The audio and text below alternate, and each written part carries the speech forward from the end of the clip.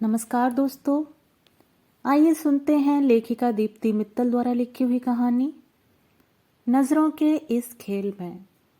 तो आइए कहानी शुरू करते हैं। वैसे तो विधि को शेयर्ड कैब में बैठना बिल्कुल पसंद नहीं था। कहा करती थी, मुझे नहीं पसंद किसी अरे गहरे के कंधे मुझे छुएं। मगर आज जल्दबाजी में पर्स में एक्स्ट्रा कैश रखना भूल गई, तो शेयर्ड कैब लेना उसकी मजबूरी हो चली थी।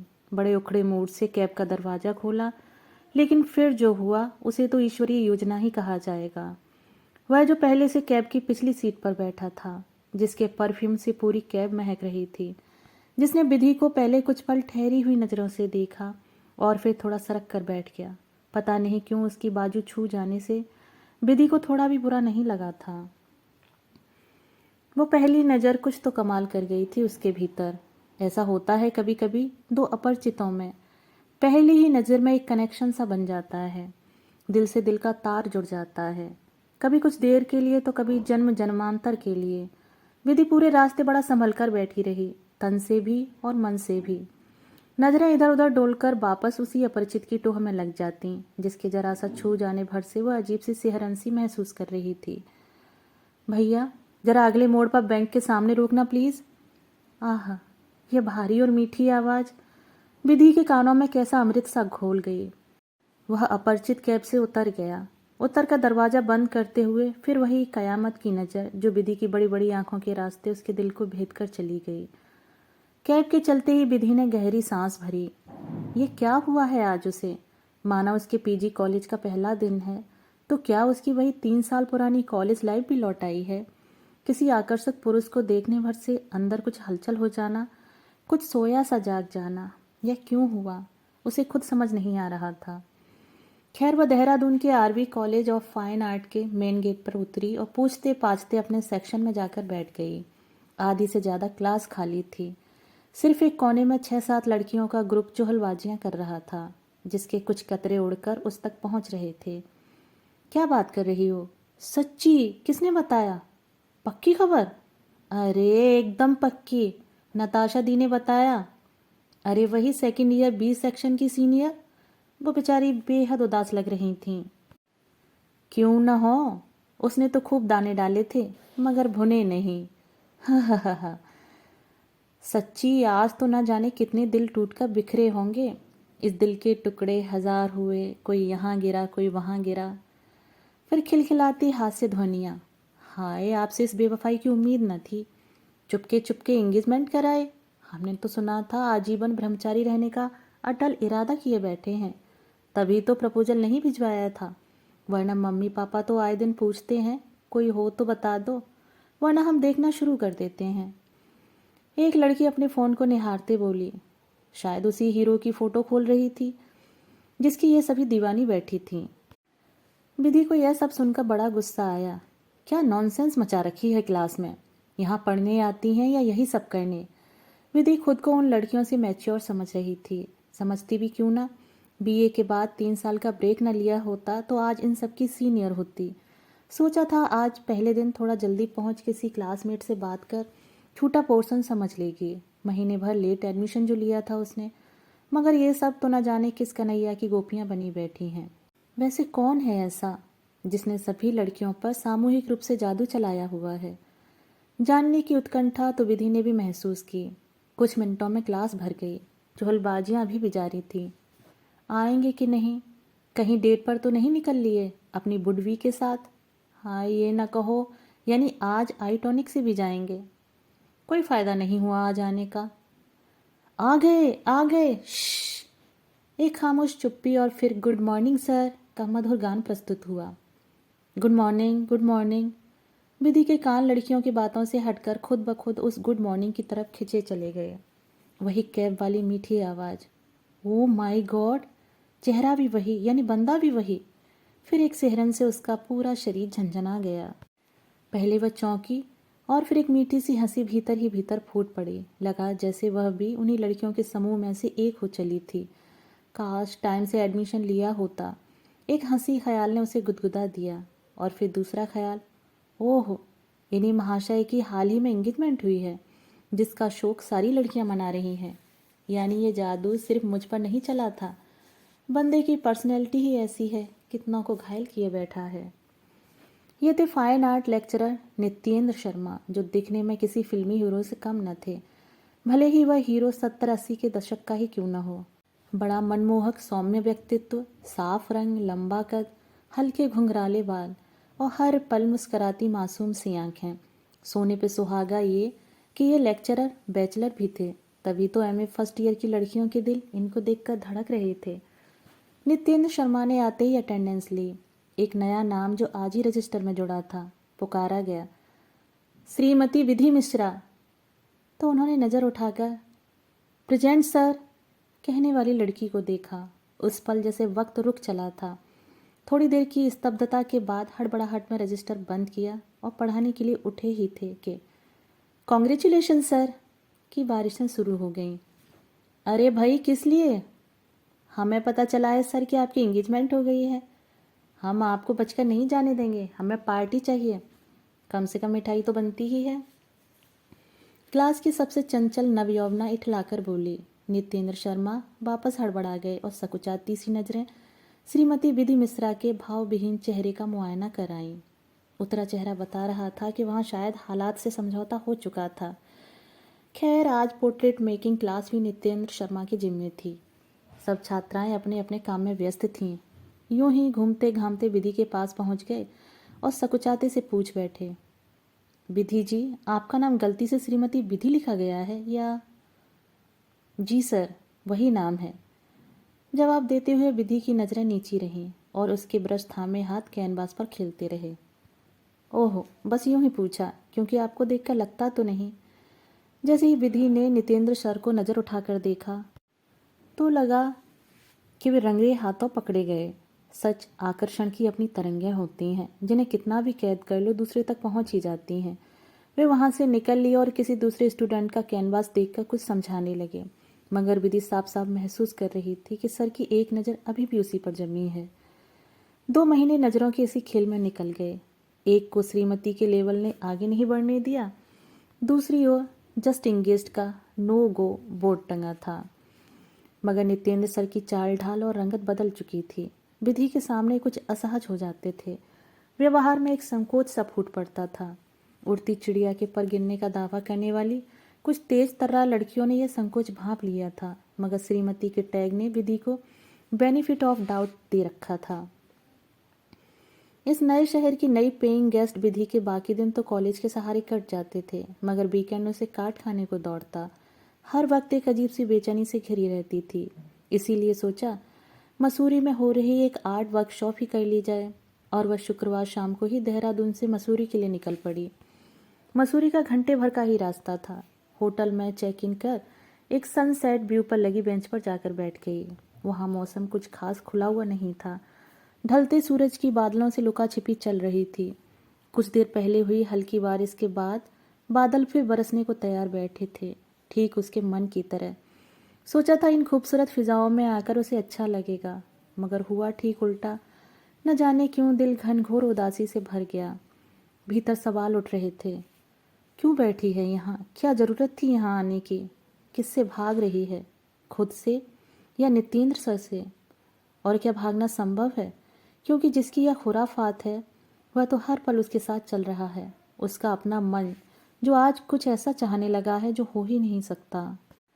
सामने बिखरा यह अनुपम सौंदर्य उसके अकेलेपन के एहसास को और कुरीद रहा था। नितेंद्र सर की याद, जो शहर के शोरगुल में कुछ दब सी जाती थी, यहाँ इस एकांत में इतनी प्रबल, इतनी मुखर हो उठी थी, जैसे कोई ठीक सिर के ऊपर हथौड़ा मार रहा हो।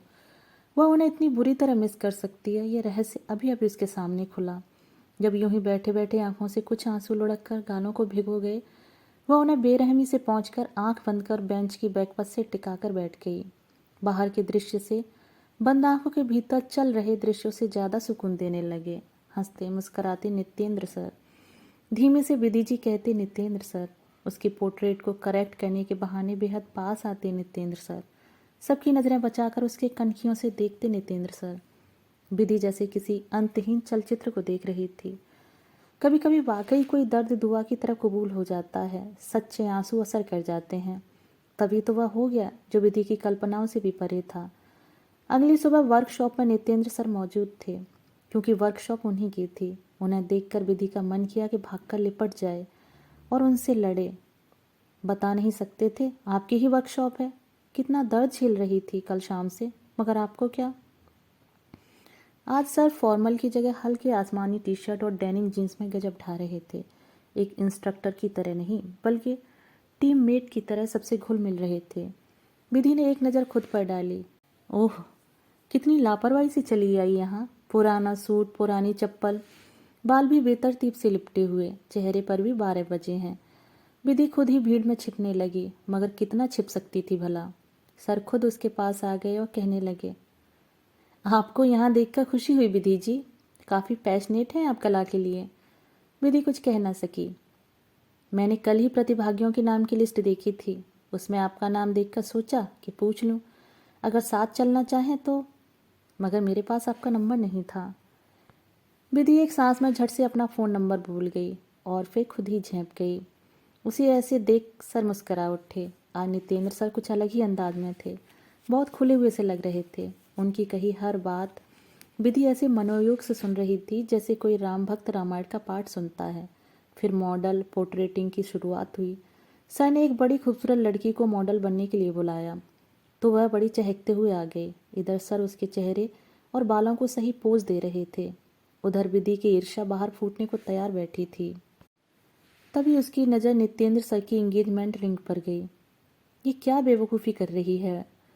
सब कुछ जानते हुए भी सर एंगेज्ड हैं और वह श्रीमती, फिर क्यों उन पर इतना अधिकार सा महसूस होता है। किसने दिया है ये अधिकार।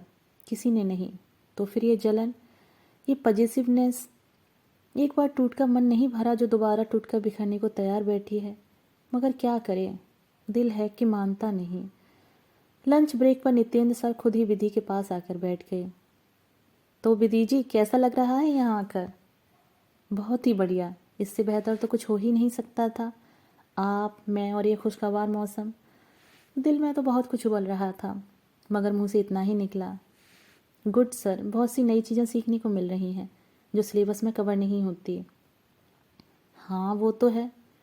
तुम्हें बुरा ना लगे तो एक बात पूछूं। सर प्लेट में चम्मच घुमाते हुए बोले, आप देहरादून में अकेले रहकर पढ़ रही हैं। आपके पति कहीं बाहर जॉब पर हैं क्या। ये कोर्स तो हर शहर में होता है। आज उसकी दुखती रग छू दी गई थी, वो भी उसके द्वारा, जिससे वह उम्मीद नहीं कर रही थी। उसकी गंभीर चुप्पी देखकर सर ने बात पलटी। बताना कोई ज़रूरी नहीं, यूं ही पूछ लिया था। आप खाइए आराम से। मगर अब विधि के गले से कौर नीचे नहीं उतर रहा था। एक ख्याली महल जैसे भरभरा गया था। हाँ वो बाहर रहते हैं इसीलिए। कुछ हकलाते से धीमे शब्द निकले। वैसे आपकी शादी कब है सर, कोई डेट फिक्स हुई। शादी डेट कुछ फिक्स नहीं हुई अभी। पलटवार सुन नितेंद्र सर भी हड़बड़ा गए। लड़की तो फिक्स है ना जिससे शादी होनी है। विधि ने सवालिया नज़रों से देखा तो वे, मुझे देर हो रही है कहकर फटाफट उठकर भाग खड़े हुए। पूरा दिन यूं ही गुजरकर शाम में और शाम सुबह में तब्दील हो गई। आज विधि एक्साइटमेंट में समय से पहले ही पहुंच गई, मगर सर अपने समय पर ही आए। आज उन्होंने पहले सभी को पेंसिल स्केच की टास्क दी। टॉपिक था परित्यक्ता। डिस्क्रिप्शन बताए गए थे कि एक नवयौवना जिसकी उदास आंखें ईश्वर से जैसे पूछ रही हैं, मेरे साथ ही क्यों। उसका रूठा श्रृंगार, टूटा मन, अकेलापन स्केच में नजर आना चाहिए। इस टास्क के लिए ज़्यादातर को बस सीता मैया ही परफेक्ट मॉडल नजर आईं और उसी छवि को स्केच में उतार दिया गया।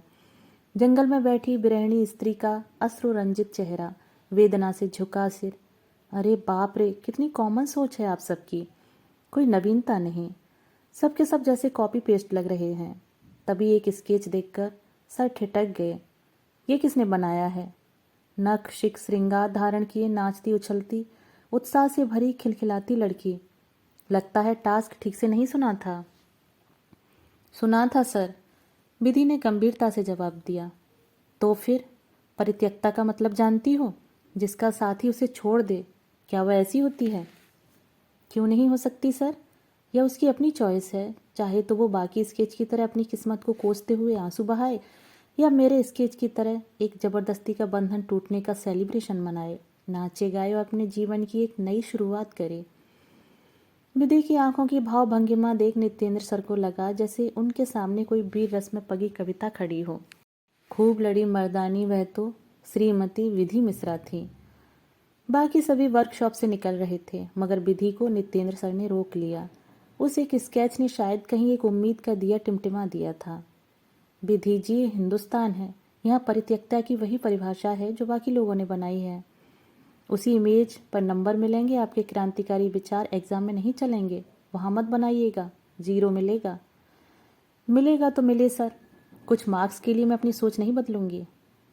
अच्छा तो बताइए, क्या आपने समाज में ऐसी कोई लड़की देखी है जो छोड़े जाने के बाद दुखी होने के बजाय आपके स्केच की तरह झूम उठे? जी हाँ, जानती हूँ, और आप भी जानते हैं, क्योंकि वह मैं ही हूँ। क्या मतलब? मतलब ये कि मेरे पति ने फैमिली प्रेशर में मुझसे शादी तो कर ली, लेकिन ज़्यादा देर तक ये प्रेशर झेल नहीं पाए और महीने भर के अंदर ही मुझे छोड़ अपनी प्रेमिका के साथ भाग गए। मैंने बजाय रोने धोने के, अपनी किस्मत और घर वालों को दोष देने के, जीवन की नई शुरुआत की और यहाँ इस नए शहर, नए कॉलेज में पढ़ाई पूरी करने चली आई। कुछ समय में हमारा कानूनी रूप से अलगाव हो जाएगा। फिर इनाम के आगे लगा ये श्रीमती का पुछल्ला भी हमेशा के लिए हट जाएगा। इस स्केच में वो कोई और नहीं, मैं ही हूँ सर। कहते हुए न जाने क्यों विधि की आंखें भर आईं। एक बोझ जो दिल पर लेकर घूम रही थी यकायक उतर गया। क्या हुआ जो उसे नितेंद्र सर पसंद आने लगे हैं? क्या हुआ जो उनको देखकर, उनको सुनना, उनके निकट रहना उसे अच्छा लगता है? ये कोई पाप तो नहीं? वैसे भी ऐसा करके वह अपने पूर्व पति की तरह किसी के साथ धोखा तो नहीं कर रही है। यह बस एक खेल है जिसे खेलना उसे अच्छा लग रहा है, और ना खेलना उसके बस में भी नहीं। मगर नितेंद्र सर ऐसा क्यों कर रहे हैं? उनकी सगाई हो चुकी है, वे तो किसी के लिए प्रतिबद्ध हैं। क्या उनका इस खेल में शामिल होना धोखा नहीं, पाप नहीं? पल भर के लिए विधि को जैसे सामने बैठे उस आकर्षक चेहरे से वितृष्णा हो उठी। देखा तो सर बैठे हुए अपने हाथों से रिंग उतार रहे थे।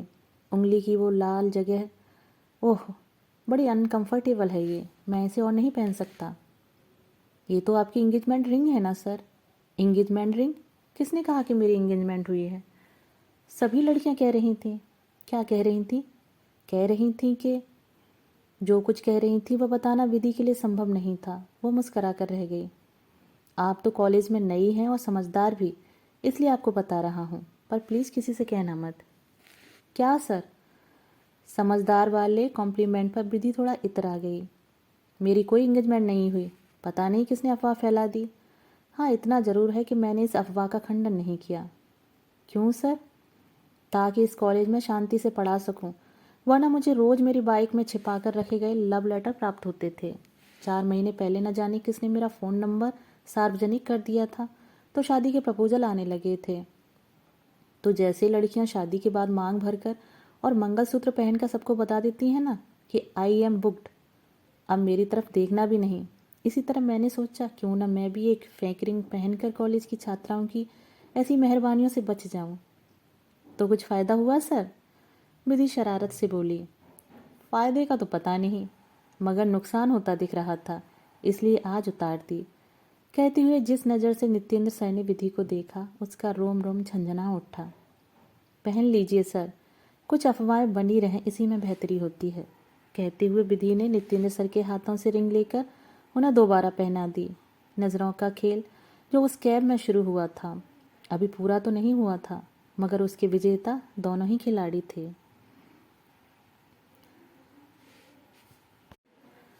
दोस्तों, अभी आप सुन रहे थे दीप्ति मित्तल द्वारा लिखी हुई कहानी नज़रों के इस खेल में।